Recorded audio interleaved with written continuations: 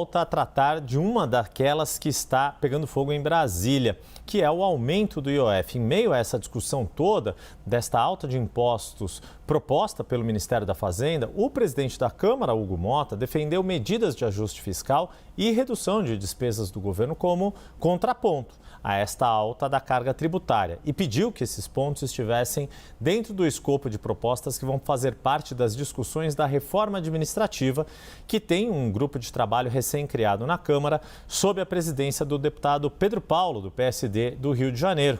Pois é, quem a gente recebe agora aqui no Agora CNN para uma entrevista bastante importante. O deputado já está na tela conosco, assim como meus colegas Jussara Soares, analista de política, e o diretor de jornalismo da CNN em Brasília, Daniel Hittner, que intermediou esta entrevista. Então, Hittner, vou pedir para você ter as honras, abrir os trabalhos aqui, depois Jussara Soares entra com a sua pergunta e eu arremato por aqui e deixo já meu boa noite a todos vocês, em especial ao deputado Pedro Paulo. Daniel Hittner. Boa noite, Yuri. Boa noite, Jussara. E principalmente o deputado aí que está tirando esse finzinho de tarde de domingo para nos atender. Deputado, queria que o senhor começasse explicando o que está em mente dos senhores, do senhor, do deputado Hugo Motta, dos demais integrantes do grupo de trabalho da reforma administrativa, porque, do ponto de vista político, mexer com reforma administrativa já é alguma coisa extraordinariamente complexa. Se a gente for colocar ainda medidas de ajuste fiscal numa proposta de reforma administrativa, tende a ser ainda politicamente mais sensível. Então, o que se está olhando? Por que incluir medidas de ajuste fiscal em algo que já é tão difícil de prosperar na Câmara dos Deputados? Boa tarde. Boa tarde, Daniel. Muito obrigado pelo convite. Que privilégio poder falar aqui com vocês e para a CNN. Yuri, Jussara, muito boa tarde.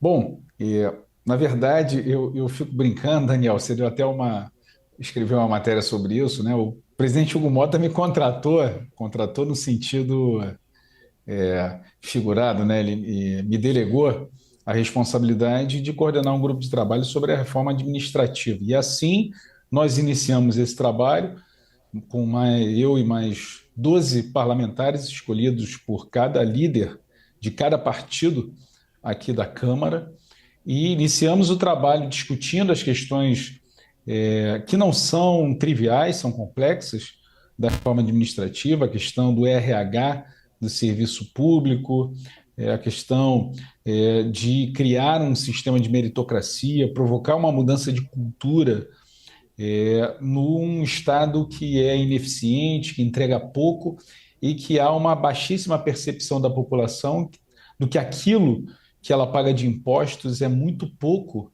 retornado em termos de serviços, em baixa qualidade de serviços e muito pouco de investimentos que possa fazer o Estado aumentar a produtividade, progredir, ir para frente, né? O país ir para frente. Então, essa era a gigante tarefa que o presidente Hugo Motta me delegou, mas o que acontece é que a situação mudou durante a semana.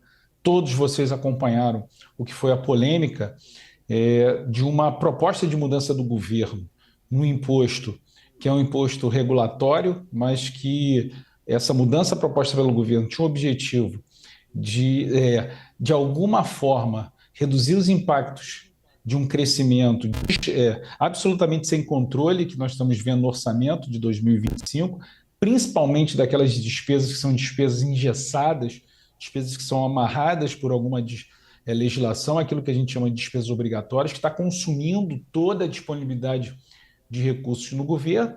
Então, o Ministério da Fazenda anunciou uma mudança nas alíquotas, um aumento das alíquotas de IOF. Isso causou uma profunda consternação, uma profunda reação do Congresso Nacional por conta desses sucessivos aumentos de alíquotas e um ajuste que o governo tem se proposto, um ajuste que só olha um lado da moeda, que são os aumentos de receita, os sucessivos aumentos de receita. Então, essa polêmica, ela culminou em mais de 25 projetos de decreto legislativo, que é um instrumento para que o parlamento anulasse um decreto do governo federal, e essa polêmica ela culminou numa reunião que teve com o presidente Hugo Mota, com o presidente da Câmara, o presidente do Senado, Davi Alcolumbre, com o Ministério da Fazenda, e que nessa reunião houve a cobrança do Congresso Nacional para que o governo apresentasse não só uma proposta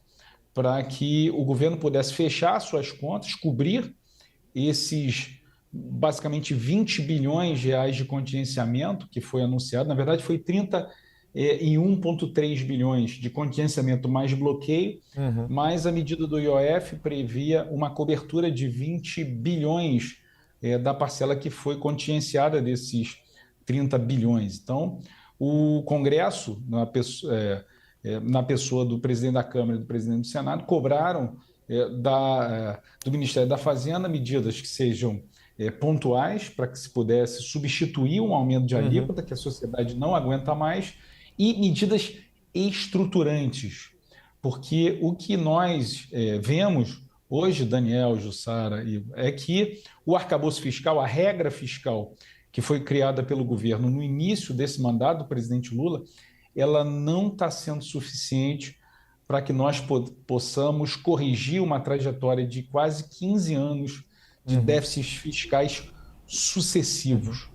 Ela é uma regra fiscal bastante frágil e ela não está conseguindo fazer isso. Portanto, o presidente Hugo Mota me encomendou que estudasse algumas medidas que pudessem ir na direção dessas reformas estruturais, desses ajustes estruturais para que o orçamento pudesse voltar ao equilíbrio. Desculpa. Não, presidente, deixa eu só passar já para a Jussara Soares para a gente ir girando aqui os assuntos. Jussara. Deputado, obrigada pela entrevista.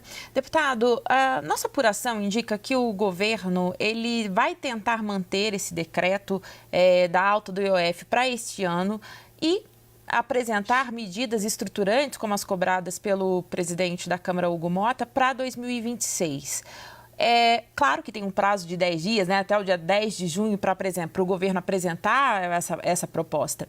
Mas isso seria bem recebido pelo Congresso, uma alternativa em que a alta do IOF fosse mantida neste ano e apresentando uma proposta de mudanças estruturantes só para 2026? Jussara, eu não acredito. Eu tenho a plena convicção que nós temos que discutir reformas estruturais. Tá?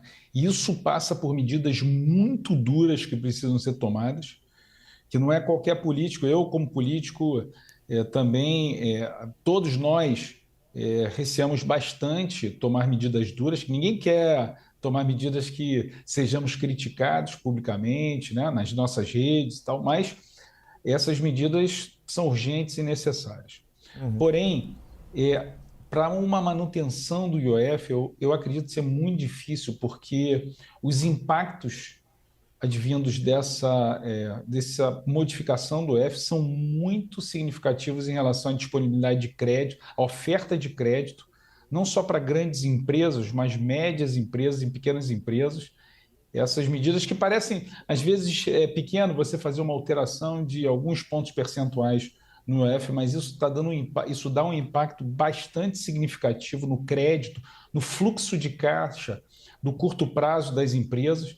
E olha que nós estamos vivendo em um país onde a taxa de juros já chega a quase 15%, a Selic, né? A Selic é a taxa básica, mas não é a taxa que chega ao consumidor final, ao tomador do crédito, principalmente as empresas. Então, eu acredito que o caminho de uma mudança na alíquota do IOF é algo que não vai ser aceito pelo Congresso. Deputado. Mas eu acredito que agora sim uma insistência do Congresso Nacional para que a gente possa tomar medidas estruturantes.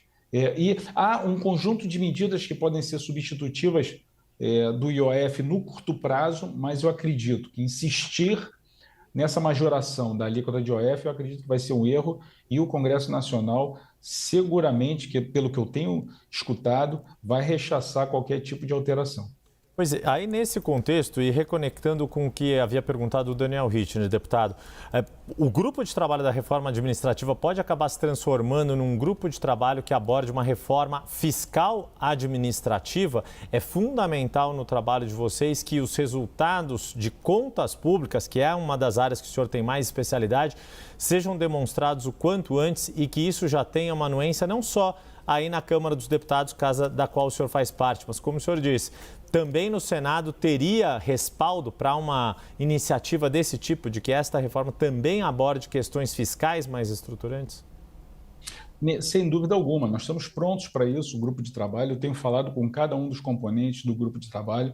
Nós estamos prontos. Lembra que eu falei que nós fomos contratados, entre aspas, para entregar um pacote de legislação para que caminhasse na direção de um Estado mais eficiente, a chamada reforma administrativa, mas isso não impede que nós façamos um aditivo desse contrato e possamos incluir um capítulo específico sobre ajuste fiscal. Tem uma coisa, Igor, que, assim, se você pergunta para 10 economistas que acompanham esses dilema das finanças públicas brasileiras, praticamente todos eles vão chegar à conclusão que nós temos um problema estrutural no orçamento. É um orçamento muito engessado, excessivas vinculações, indexações, e que isso precisa ser enfrentado com medidas muito duras. Para um pacote de ajuste fiscal estruturante, não precisam muitas medidas para que a gente possa produzir um choque nas despesas e que busque o equilíbrio fiscal. Dentre essas medidas, olha, medidas polêmicas, eu repito aqui, como, por exemplo, a desvinculação do salário mínimo aos benefícios previdenciários. Não quer dizer que os benefícios precisam necessariamente estarem congelados, os benefícios previdenciários, assistenciais. Eu estou dizendo o seguinte, precisa desvincular do salário mínimo para que o salário mínimo, inclusive, possa ter um crescimento de acordo com a produtividade do setor privado. E aí o que vai acontecer com os benefícios previdenciários? Você pode vincular ele, por exemplo, à regra geral do crescimento da despesa, que eu particularmente não gosto do arcabouço fiscal, mas é a regra que o governo escolheu. Então, vincula o benefício previdenciário e os benefícios assistenciais à regra do arcabouço fiscal. A mesma coisa vale para as despesas de educação e saúde. Pedro Paulo, quer dizer que as despesas de saúde e educação não vão mais crescer? Não, elas vão continuar crescendo sim, mas elas passariam a crescer ao invés do crescimento da receita, que tem sido muito maior do que o crescimento geral da despesa que prevê o arcabouço. Você vincularia o crescimento das despesas de saúde e educação ao arcabouço fiscal, o que faz todo sentido. Mesmo que o choque de redução da despesa não seja muito grande no curto e médio prazo, mas você daria uma disciplina para todas as despesas, e essas 3 despesas, dos benefícios previdenciários, das despesas de saúde e das despesas de educação, elas não mais implodiriam, como estão acontecendo, o orçamento geral, porque elas estão comendo completamente a disponibilidade de receita. E somada a essas 2 medidas, uma também muito importante, que é o gasto tributário, os incentivos fiscais.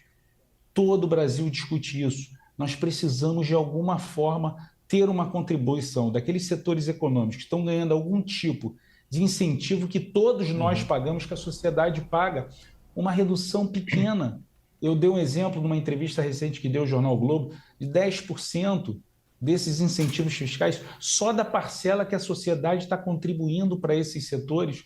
Isso seria um ganho gigante, são quase 600 bilhões de reais, 4% do PIB, isso seria um imenso ganho para reequilibrar as contas. Isso derrubaria a taxa de juros, controlaria a inflação, diminuiria o peso do Banco Central de ter que manter uma Selic a 15%. Nós mudaríamos o patamar de crescimento da dívida pública, que está explodindo nos últimos 2 anos e meio, e as previsões para encerrar 4 anos nesse ciclo do presidente Lula passando de 80%.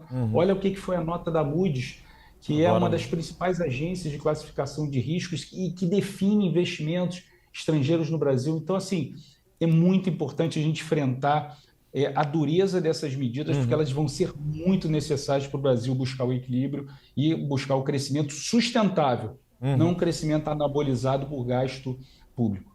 Deixa eu passar para o Daniel Richtner fazer a última pergunta, poder liberar o deputado Pedro Paulo também, que a gente está vendo ali no fundo da tela que ele tem um compromisso daqui a 15 minutos com o Flamengo ali. Exato. A gente já viu ali, Richtner. O meu eu já tive ontem com a Portuguesa na Série D, Yuri, então hoje eu estou liberado. Mas, deputado, só para entender um pouco a lógica política, tudo isso que o senhor falou é quase um consenso entre a maioria dos economistas, empresários, setor produtivo. O senhor delineou ali alguns pontos que já têm, digamos, um certo consenso da comunidade econômica ou do chamado mercado. Mas o governo não tem apoiado esse tipo de ajuste, basicamente porque isso, há um ano das eleições, ou pouco mais de um ano das eleições, alguém poderia chamar de pacote de maldade. Por que o Congresso vai assumir esse ônus sem o governo apoiar? O governo pode lavar as mãos e dizer: eu não tenho nada a ver com isso e o Congresso está fazendo maldade. O Congresso está disposto a fazer isso tão perto de uma corrida eleitoral? Daniel, a reação do Congresso em relação a essa nova medida de aumento de imposto, consequentemente aumento de carga tributária, gerou uma reação muito importante. Nós sabemos que temos a maioria do Congresso, uma maioria, eu diria, liberal, de parlamentares que sabem a importância de ter equilíbrio orçamentário, do país buscar nas suas contas públicas superávit, os efeitos importantes de você gerar poupança interna, poupança no setor público. Então, mas é claro que são medidas duríssimas, né? Medidas que todos nós somos cobrados para que se tome. Existe uma narrativa que é construída toda vez que se fala sobre racionalidade econômica, sobre limite orçamentário, por exemplo. Quando você fala aqui em desvincular despesas de educação e saúde, vincular no arcabouço fiscal, as pessoas falam: mas você é contra a saúde e a educação? Não, eu sou contra a sustentabilidade orçamentária para que os investimentos em saúde e educação não parem. O governo do presidente Lula, o governo do PT, é extremamente competente, criativo, e constrói políticas sociais com uma competência jamais vista. O menu, o leque de opções de políticas sociais, todas elas, Pé de Meia, Vale Gás, todas elas, o próprio Bolsa Família, Minha Casa Minha Vida, são políticas que olham para as pessoas que mais precisam, são todas elas políticas que eu defendo fervorosamente. Mas tem um detalhe: elas precisam ser sustentáveis. Existe um limite, o orçamento dá um limite. Como é que você não consegue sustentar uma política social de longo prazo se você não tiver disponibilidade no orçamento, se você não tiver dinheiro para pagar? Elas são tiradas do papel, beneficiam por determinado período uma camada da população, mas elas não são sustentáveis se não tiver grana, se não tiver recursos, se não tiver orçamento.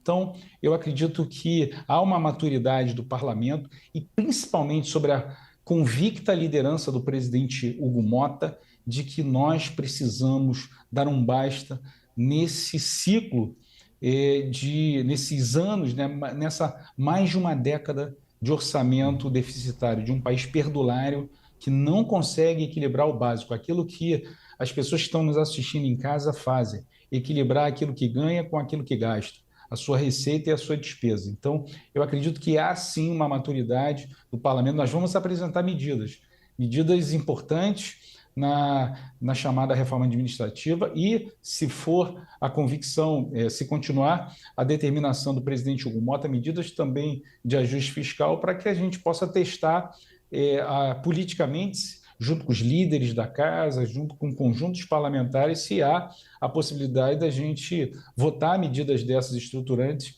aprovar para o benefício do país. Mas eu acredito que uma janela foi aberta e que nós precisamos estar prontos para apresentar essas medidas estruturantes para o Brasil. Nós conversamos com o deputado federal Pedro Paulo, do PSD do Rio de Janeiro, que é coordenador do Grupo de Trabalho da Reforma Administrativa. Deputado, muito obrigado, um bom fim de domingo, boa sorte no jogo daqui a pouco e uma boa semana para o senhor. Agradecer também aqui o Daniel Hittner, Jussara Soares, eu ainda encontro neste plantão de domingo. Mais uma vez, uma honra estar falando para vocês, sempre à disposição. E todos aqui na torcida do Flamengo dão uma goleada hoje no Fortaleza. Que os nossos amigos do Ceará não nos tenham ouvido aqui, hein, deputado? Fica só entre nós essa. Meu Corinthians também entra em campo daqui a pouquinho. Boa sorte para Português, Daniel Hittner. Jussara Soares, o Vasco está meio difícil de falar, mas a gente abafa essa parte. Obrigado a todos aqui.